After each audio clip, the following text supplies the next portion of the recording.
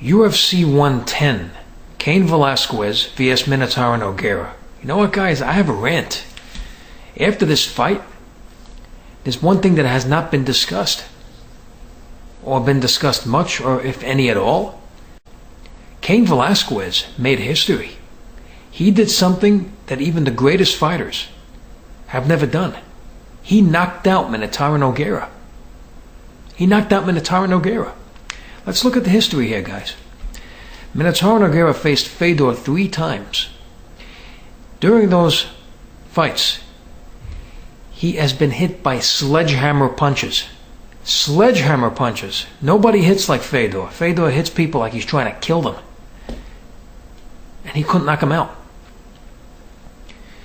He faced Mirko Krokop. And I'm not talking about the kick that causes the hospital. I'm talking about the kick that causes the funeral.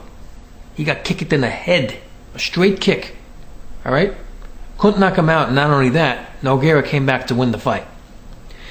Then he got the heck beat out of him by Tim Silva, a guy with heavy hands that hits pretty hard.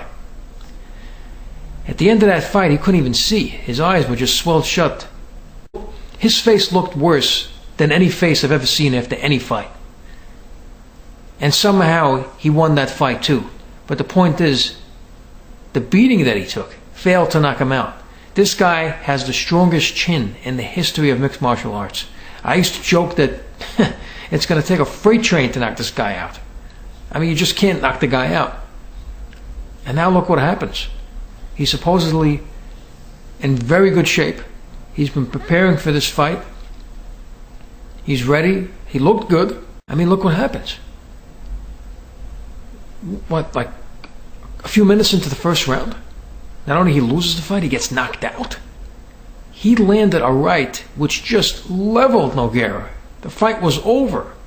The other punches that he hit him with the ground and pound, it was, you know, that was just the icing on the cake. This fight was over after he hit him with that right. And he's been hit harder by people that hit harder than him. I mean, a lot of critics have been saying, they've been accusing Velasquez of having pillow hands after what happened in the Congo fight and even in the Rothwell fight, that he just doesn't hit hard. And now look what happens. I mean, this was a different Cain Velasquez.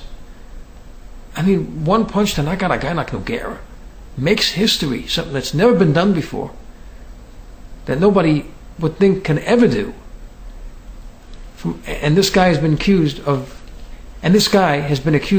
hitting too soft, of not having any knockout power or anything like that. I mean, it's extraordinary. So anyways, I'm going to analyze the fight. It's really interesting. He did very well. In the stand-up. This is a guy that's strictly a wrestler, and he looked very good standing up. I mean, he was landing his punches. He was taking Nogueira to school standing up. He was mixing his punches together with very good leg kicks, and he was trying to wear Nogueira down or soften him up for what was coming, for what nobody was expecting.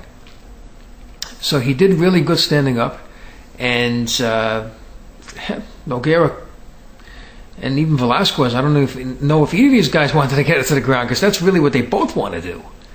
Velasquez makes his living on the ground being a wrestler, and Nogueira makes his living on the ground being a jiu-jitsu guy. And it just didn't happen. It just never got there. So who would have thunk it? You know, I mean, who would think that it would end up this way? But it did, guys. And I can tell you one thing, this changes everything.